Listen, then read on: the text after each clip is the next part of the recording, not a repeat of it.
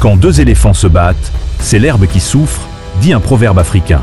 Dans l'est de la RDC, l'herbe, le peuple a trop souffert. Guerre, pillage, chaos. Mais le 25 avril 2025, un vent d'espoir souffle à Washington. La RDC et le Rwanda signent un accord historique sous les yeux de Donald Trump.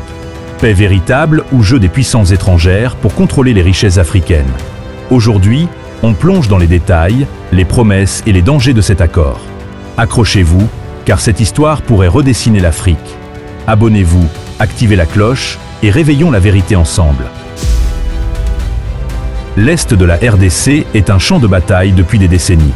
Le M23, un groupe armé accusé par Kinshasa d'être soutenu par le Rwanda, occupe des villes, pille des mines et sème la peur dans le nord et le sud Kivu.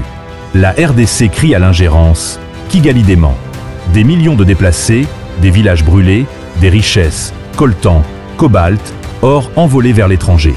Exemple, un rapport de l'ONU de 2012 a révélé que des réseaux rwandais profitaient du commerce illégal de minerais congolais.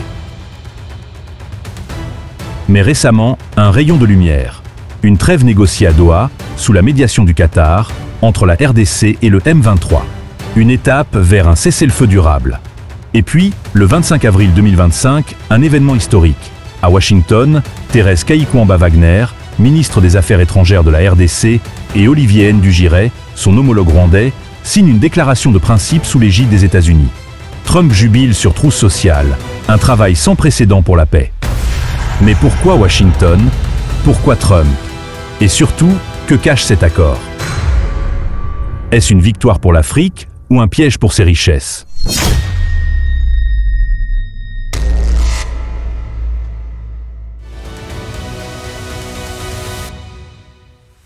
Cet accord n'est pas juste un papier signé. C'est une feuille de route ambitieuse pour la paix et la prospérité. Voici les 4 piliers clés. 1. Respect de la souveraineté territoriale.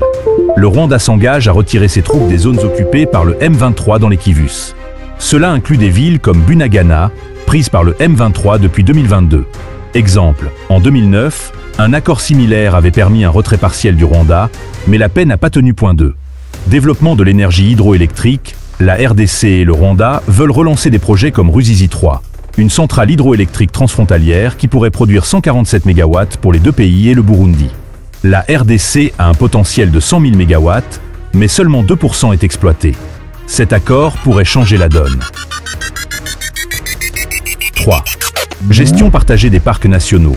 Les parcs de la Virunga, RDC, et des volcans, Rwanda, abritant les gorilles de montagne, sont menacés par le braconnage et l'insécurité. Une coopération pourrait sécuriser ces zones et booster le tourisme. Exemple, la population de gorilles est passée de 600 en 1980 à plus de 1000 en 2020 grâce à une collaboration régionale. 4. Sécurisation des chaînes d'approvisionnement en minerais. L'accord vise à stopper le pillage du coltan, cobalt et or, avec des chaînes de valeur transparentes, de l'extraction à la transformation. Les États-Unis et des investisseurs privés américains sont impliqués.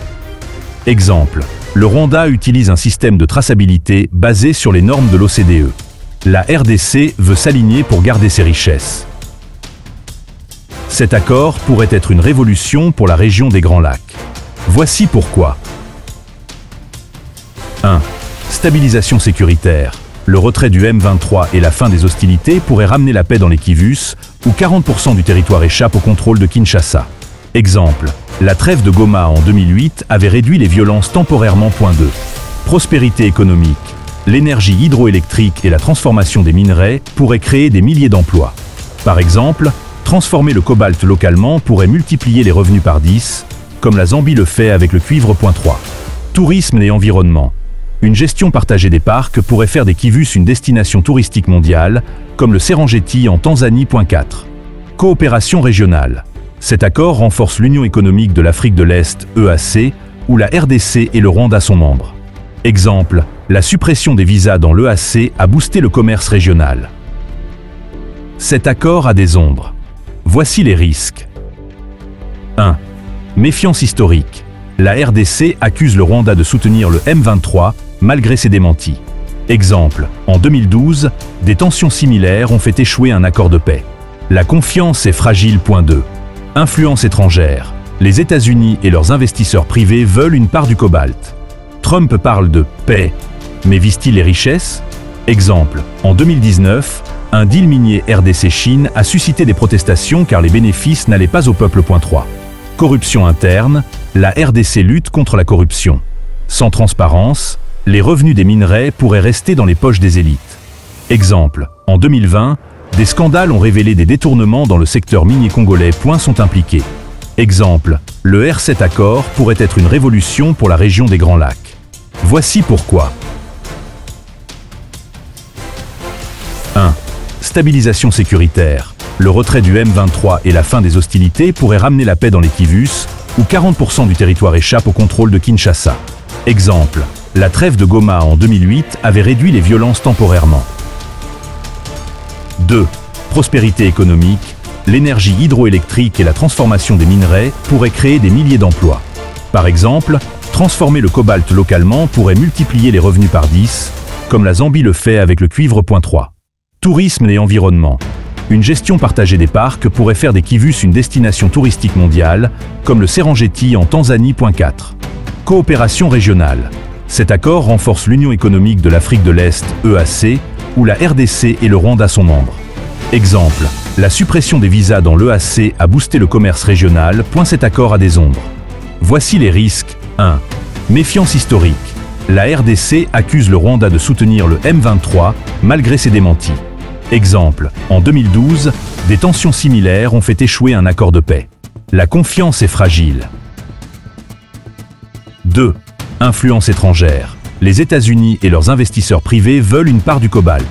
Trump parle de paix, mais vise-t-il les richesses?